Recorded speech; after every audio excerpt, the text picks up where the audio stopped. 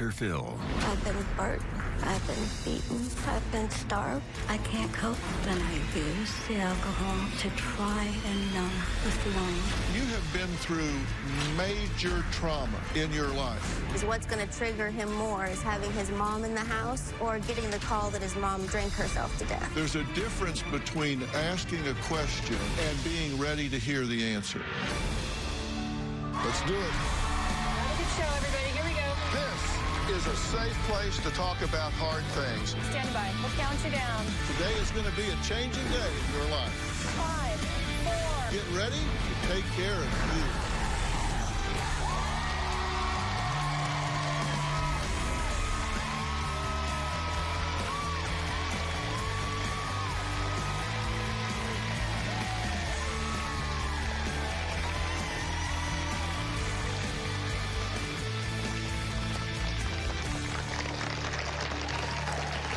Well, Tiffany says 13 years ago, she was immediately drawn to her husband, Chris, after meeting him in a coffee shop. After he asked her on a date and gave, Tiffany says it would be no exaggeration to say she is probably the most difficult mother-in-law of all time. Tiffany and Chris both say Nellie is a heavy drinker, doesn't work, leans on her son Chris to pay her bills, lives like a hoarder, and meets random men online who are likely scammers. And yet, despite all of that, Tiffany says she needs my help figuring out if it's a good idea to allow her mother-in-law to move in with her and her family. Take a look. My mother-in-law, Nellie, she has a lot of problems. She struggles with daily tasks that would come easily to others, such as paying bills, making doctor's appointments, her own self-care. Last month, Nellie lost her husband, which has left her more fragile than ever. I've seen her spiral so far out of control. You're attacking her for no reason. I'm not. You know what?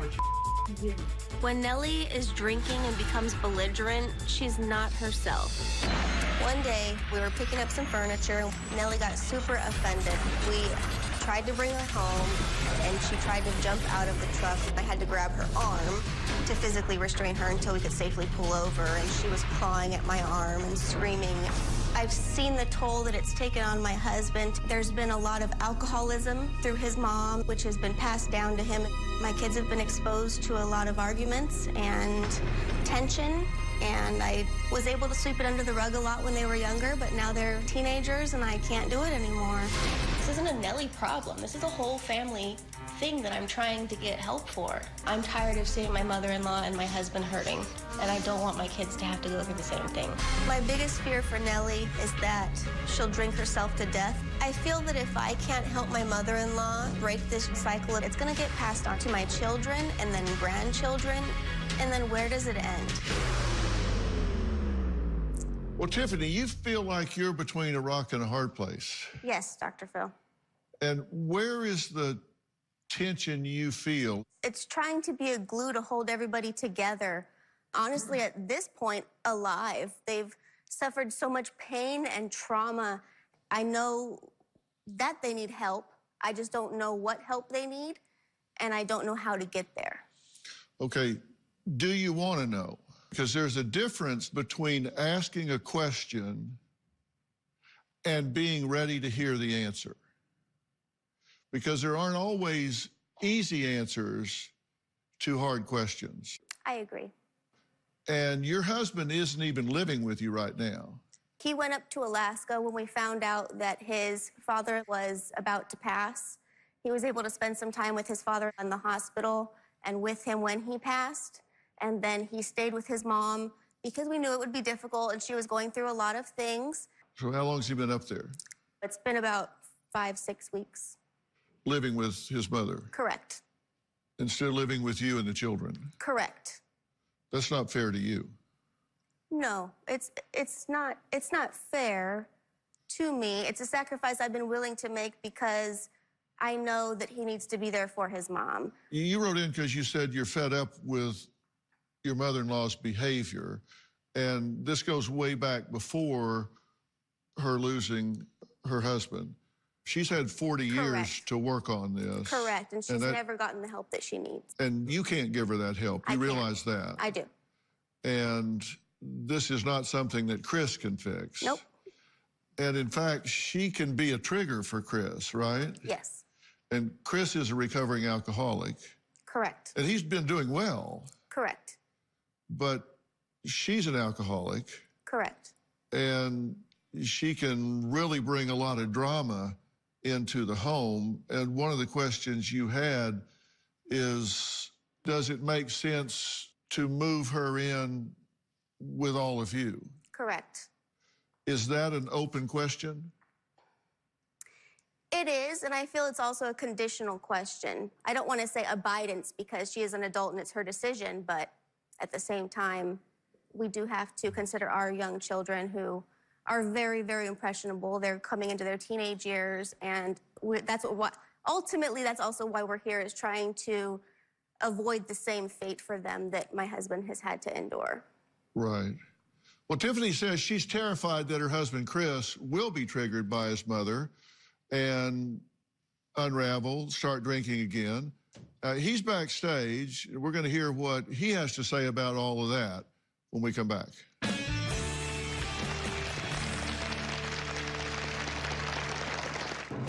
My family and marriage has suffered because of my mom's abuse. I feel at times that I'm my mom's babysitter. I've been going nowhere, taking time away from my family and my kids. And later, I'm lost in every way. yeah. Hurt. Do you have a problem with alcohol? I don't want to go there. Tomorrow. Remember this guy? I was getting death threats. Did the Tanacon scammer change his ways? It bothers you to hear people still regard you as a scammer because of the Tanacon. You're so unorganized, Michael. You also did this to Jackson. Okay, that was 2017. Do you have the login information to the account? That's a yes or no question. Okay, I'm not gonna have a conversation that's this defamatory when this is a prime example of someone who is literally using my name. That's tomorrow. Then on Thursday, imprisoned by anxiety. The sheets are always drawn. These curtains, he's actually screwed. You say even the dog is showing anxiety. Absolutely down to the dog. That's Thursday.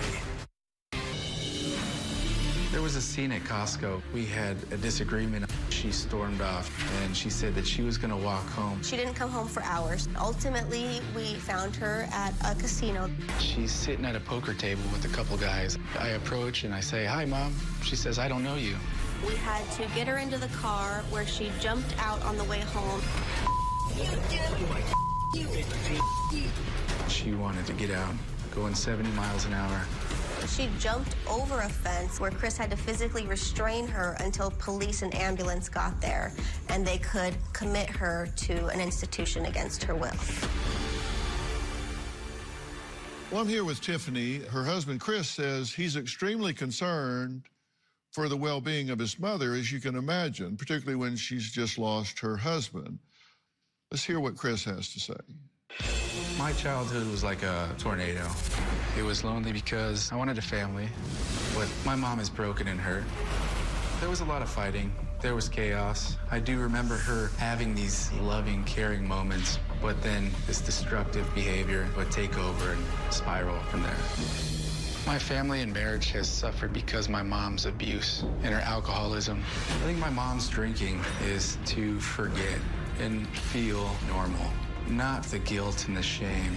My mother told me she was molested and raped at the age of 6. She was trying to help me understand what she went through, that she wasn't perfect and she was trying her best. I would get up and I would hug her, and even though it was hard to listen to, it seemed that she didn't have anybody else.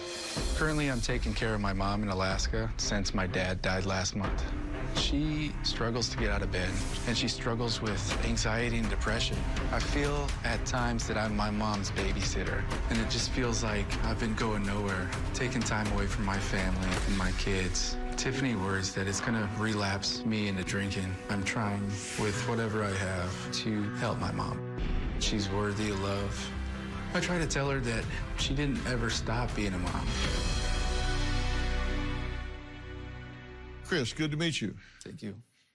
So I've been talking to Tiffany, and Everyone, I think, recognizes that this is a difficult and can be a chaotic situation with your mother, including your mother. Do you agree with that? Yes, Dr. Phil. What are you observing in her when you've been up there? I notice her falling into the darker spots that she has been before, not being able to find a purpose and get out of her current situation where the role is that she just wakes up and hopefully not drinks, but that's most likely what happens, and depression. And one of the things you're trying to decide right now is, should it be an option to move your mother in with you? And if so, under what circumstances? We both believe, that you should honor your parents, blanketed. But it is very conflicting because our whole lives have been revolved around creating different childhoods for our kids than we have. So it's just a very, very big internal struggle. It's been pretty high maintenance. In 2006, your mother, Nellie, had a DUI. 2007, she had a DUI and then court-ordered inpatient rehab. Then in 2010, Nellie and Dan, you'd had an extended visit. Then in 2015, they move in for several years, and this is when your mom had an affair with a neighbor, and you had a DUI, and then you were in the hospital for depression. Yes. 2018, Nellie disappears at a casino. Then in 2019, she's kind of moving between her car and a hotel. 2020, Nellie and Dan stay with you guys again. Then in February 2021, they return to Alaska. This is when your father, her husband, passes away. Very sorry for your loss, by the way. Thank you, Dr. Phil. And then you go to Alaska to stay with your mother to kind of help her over this initial rough patch, which is clearly going to be a rough patch for anyone. So historically, you have some history of her and them living with y'all. A significant history, yes. Yeah. And how did that go? It feels like it came to a head and then it popped every time. A few times, yeah. So it's not worked? No. It hasn't. Well, one of the things I said to Tiffany was, when you ask a hard question, you have to be ready to hear an answer. And I'm curious if you're really ready to hear the answer to some of these questions. 110%. Okay. Well, we're going to meet Nellie later, but I need some more time with these two because I want to talk about some priorities, some realities, and what all of us need to face when we're dealing with parents, because these two are what's called the sandwich generation. They've got kids that they're raising and responsible for, and then parents that they really have to be sensitive to as well. We'll talk about that when we come back.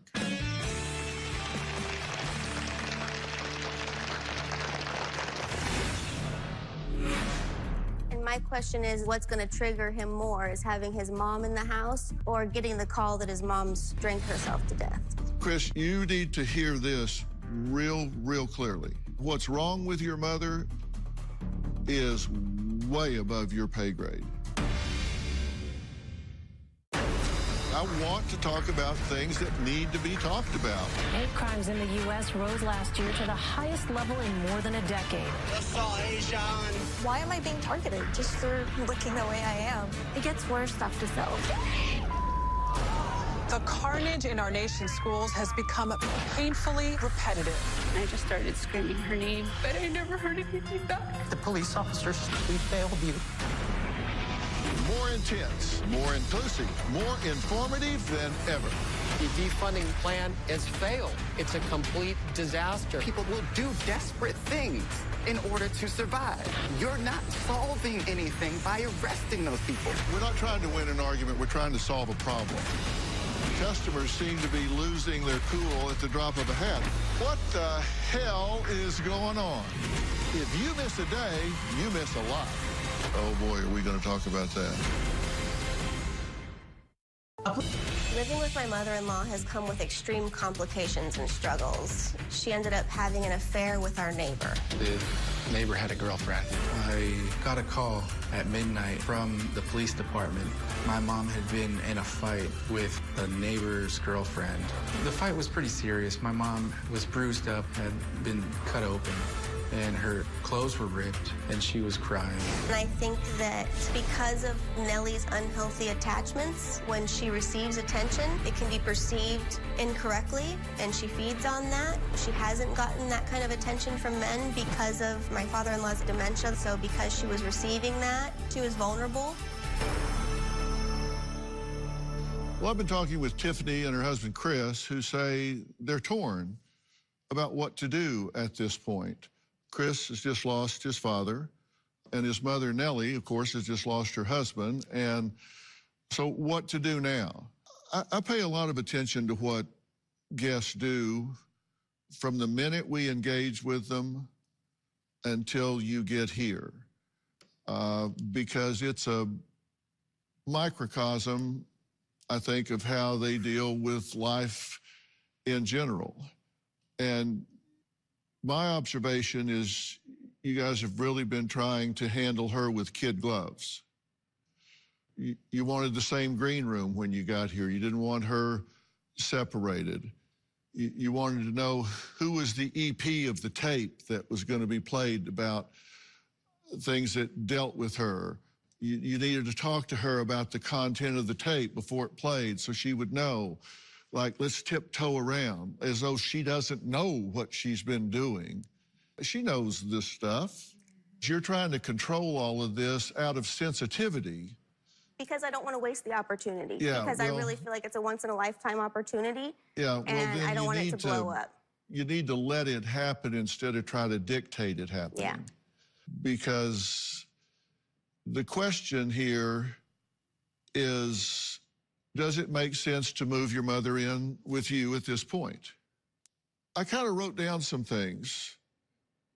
If you were going to put an ad in the classifieds seeking a housemate, to be a good fit, they must drink excessively, be argumentative, have no boundaries, be immature, dysfunctional, codependent, use bad language in front of the children, trigger the husband and father, Chris, a recovering alcoholic, be self-destructive, impulsive with PTSD, anxiety, and depression, make excuses and not listen, be broken and hurt, but also loving.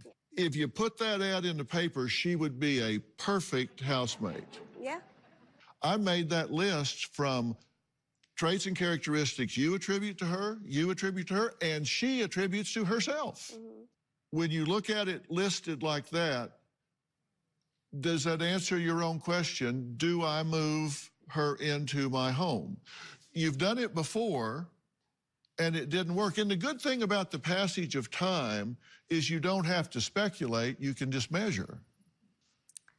And my question is with that trigger with my husband, is what's going to trigger him more? Is having his mom in the house or getting the call that his mom's drank herself to death? Chris, you need to hear this real clearly. What your mother does, your mother does. And what's wrong with your mother is way above your pay grade. You are not qualified to fix it. You've been trying to fix it for years. You've done everything except hog tie her and keep her in a closet. She was living in Alaska on her own until 2015 when I had my own dark period. And at that time, she had given up what she was going through and came and she sat by my side. I'd just like that to be recognized also. Oh, I get it. You love your mother. I get that she is not an evil demon. Okay. I get that.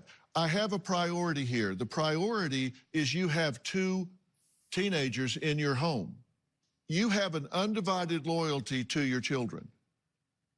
To bring that influence into your home is not putting your children in the top priority.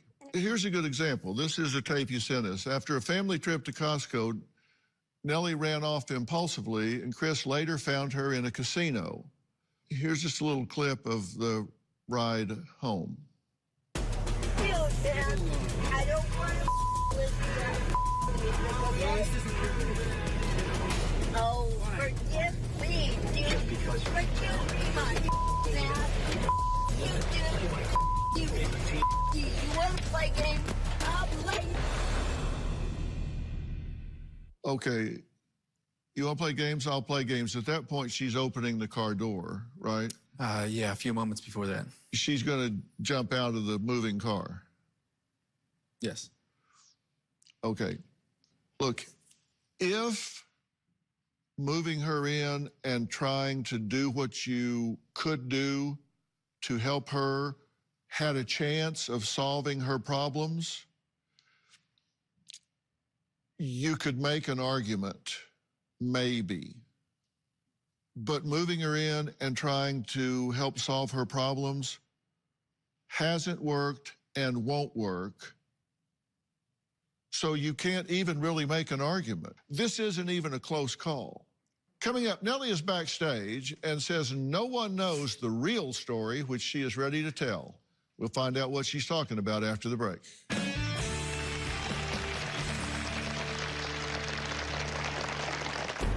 They took me out of my own home because my father beat me. I go into foster homes, and they beat me. I've been burnt. I've been beaten. I've been whipped. I've been starved. From Navigate.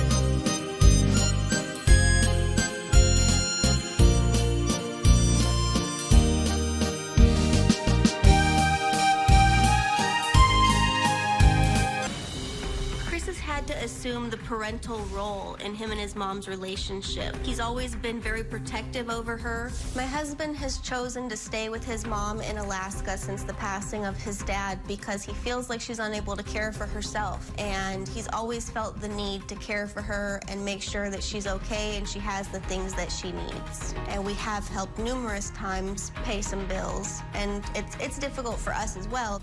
Helping my mother-in-law financially has caused financial hardship on our family. Well, I'm here with Tiffany and her husband, Chris, who told us before the show that his mother, Nellie, can be argumentative and very difficult. She also is his mother, who he loves very much and has some great qualities. Now, Nellie admits that she has a difficult time controlling her emotions, and that affects how she functions in her life.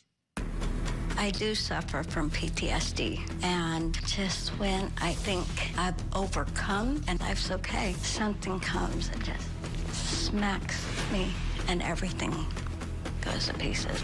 My whole life, I have been made to feel less than. Can I take a break? Absolutely. Thank you. Yeah, that just got really hard. They took me out of my own home because my father beat me. My mother beat me. I go into foster homes, and they beat me. They sexually abused me from the age of 2 to 16. I've been burnt, I've been beaten, I've been whipped, I've been starved. Can we take a little break? Sure. Just a second. You take your time, okay? I'm sorry. I can't breathe. I can't. We're gonna make it through this. I'm here. I'm here. I'm trying. I get to where I can't cope. Then I use the alcohol to try and numb the feelings. I'm really overheating again. Okay, take a break. Take your time. It is so hard to overcome the shame.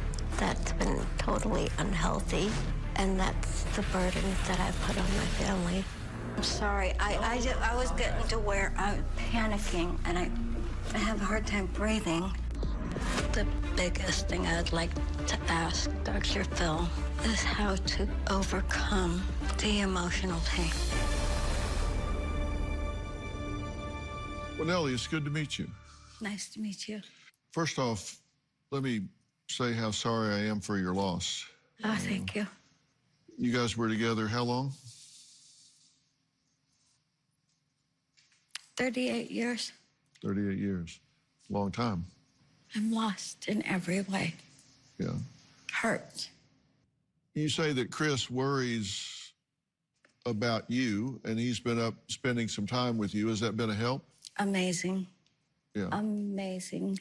Do you have a problem with alcohol? I don't want to go there. I'm sorry? I don't want to go there. You want to go where? You're talking about the alcohol? It's like the emotions. Yeah, I don't mind. That's what I'm here for. It's what leads to the alcohol. Yeah.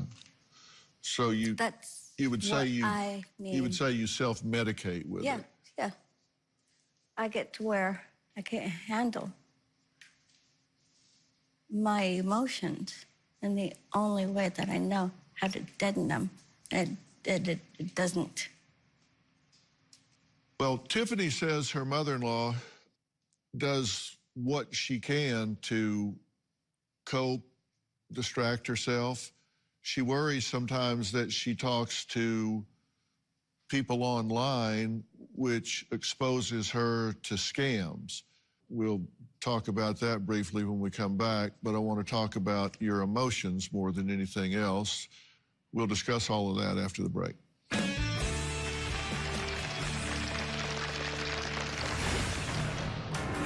You're concerned that she sometimes is transparent about this with your children, and they don't know what to do with it any more than you guys know what to do with it. They're not too young to know things like that happen. Tomorrow on an all-new Dr. Phil.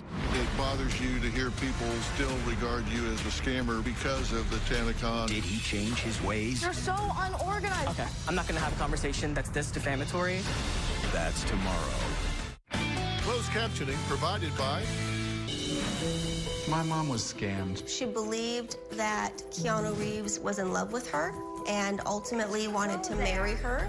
She forked over her bank account passwords, her email passwords, her Facebook passwords, everything over to this scammer. I feel sad, also kind of frustrated because I've been giving her money and helping her pay her bills. My mother-in-law has been scammed out of over $10,000. She was hurt because she wanted a relationship. She wanted to be loved. Well, Tiffany and her husband, Chris, say they're here today because they don't know how to help Chris's mother, Nellie. They believe that she very much loves them both. They believe that she very much loves their children, but at times her emotions just get out of control, and she does things that she regrets later, but that doesn't change the impact at the time. Would you agree with that? Yes, I do.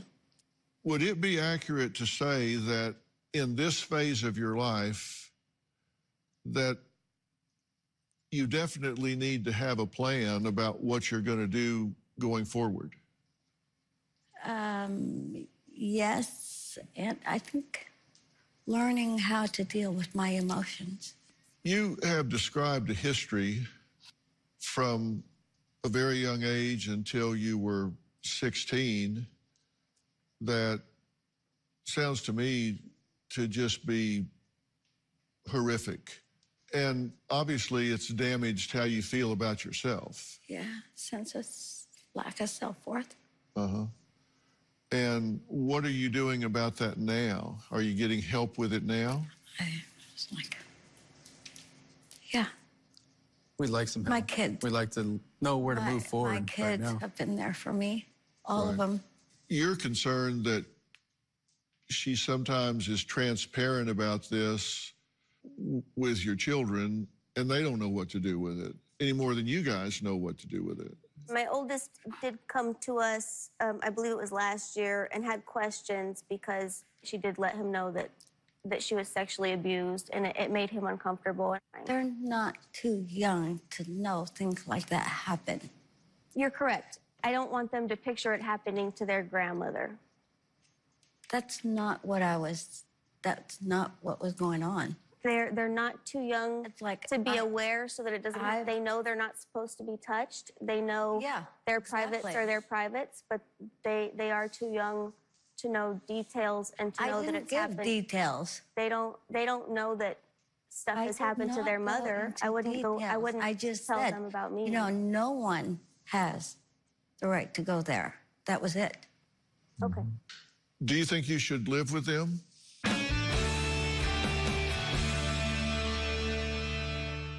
What's the discussion about? What are you feeling most passionate about lately? Is there something you want to talk about and think others need to be talking about more? If so, we want to hear from you. Log on to drphil.com homepage, click on any of the links under Be On The Show.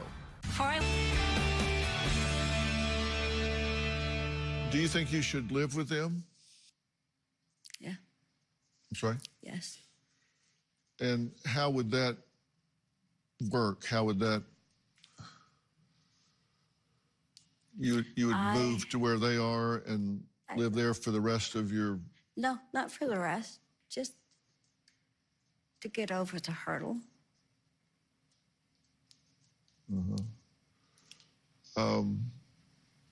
No, I told him that I was going to go back home. And Chris said that he would rather I go and stay with them a while. I was pushing pretty hard for it. You've done that before, right? You've lived with them before? Yes. How did that work out? It was difficult at first, yeah. We listened to a tape where I think you were pretty intoxicated and were trying to jump out of a moving car. Yes, I have. What, do you remember that? Yes. I was trying to get away.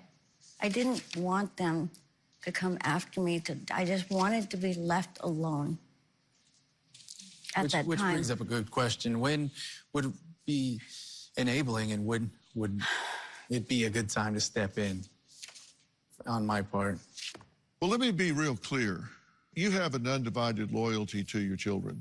No question about it. And I think moving your mother in while she's in the state that she's in is flawed in two ways. Number one, it won't fix her problem at all in any way whatsoever. And number two, it will be very disruptive for your children and it will be very disruptive for your marriage. So that's not going to help. It's not going to fix the situation. So you would be making a huge sacrifice for no end result that would help. So if your question to me is a solution to move your mother in and have her reside with you for a period of time, year, 2 years, whatever, rest of her life, in the current situation and circumstance she is mentally, emotionally, behaviorally, absolutely, unequivocally not. So if we brought this timeline backwards and said, instead of a year, it doesn't have to be such a lengthy timeline where welcomes are worn out. How about 6 months, 5 months, 4, 3? And that way we're still able to support each other. She doesn't have a support system in Alaska. A lot of the times, she's a great grandmother. Our kids love my mom. So with a shorter stay, maybe some limitations or boundaries, some other things in place, guidelines and support system for all of us going forward with that, how would that be successful?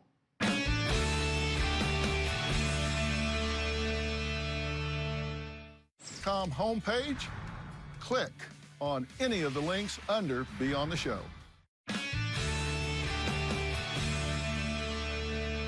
With a shorter stay, maybe some limitations or boundaries, some other things in place, guidelines and support system for all of us going forward with that, how would that be successful? 0. 0. You're just delaying the inevitable, and you're just setting up another crisis, another chaotic situation. It's absolutely not going to help. She deserves more than that. I think she's been cheated from damn near the moment she was born. And I don't think she's having a pity party when she describes what's happened to her. And when she says she self-medicates with alcohol, I don't ask myself why she does that. I ask myself, why not? I mean, if I had been through what you had been through, I would look for anything I could find to escape the feelings that has left me with. I've never wanted to feel. I've been so afraid of feeling.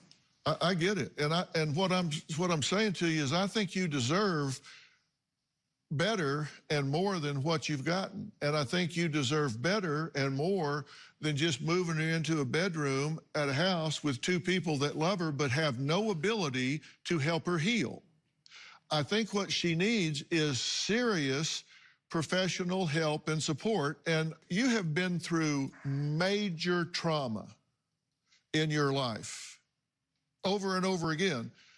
And it has left open wounds inside you. It's robbed you of your self-worth, your self-esteem. It's robbed you of your identity. And it takes very specialized care for someone to come in and heal those wounds. And there is a place that specializes in that called On-Site. And On-Site is a place in Nashville, Tennessee, that is one of the most, I think, the #1 place on the planet that does intense workshops for people that have been through trauma. It's a wonderful place on 100 acres in the rolling hills outside of Nashville. And Miles Adcox is the founder and director and a very good friend of mine. And they bring in the top experts in the world to do workshops customized to the people that come there. In your case, trauma, to help you heal those wounds so you find who you are. I don't think you're an alcoholic. I don't think you have a problem with it. I think what you do is self-medicate. And if you take away the need to self-medicate, then I don't think that you would have a problem with that.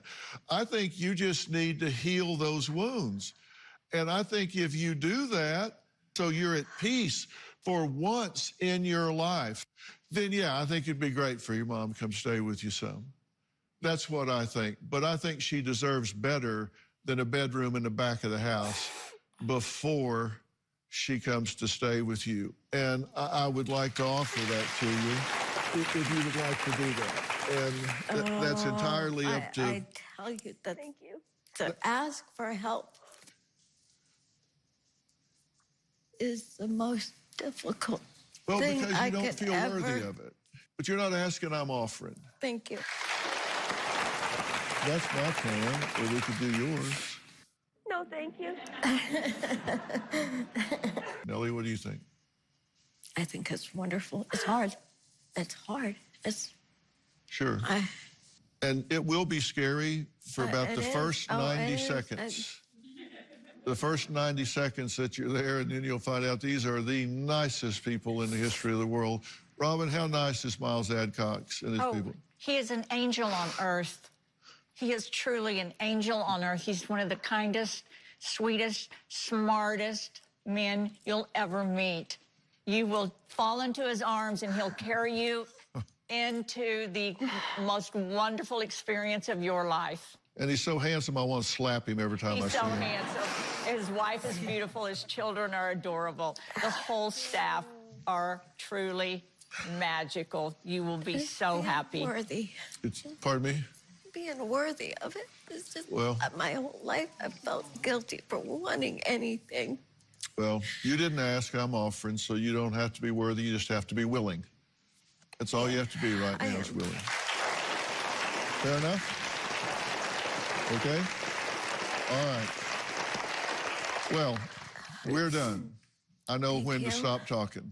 I want to thank all of my guests today, and a very special thanks to Miles Adcox and OnSite. For more information about today's episode, or if you'd like to share your story, just log on to drphil.com. We will see you next time. Okay?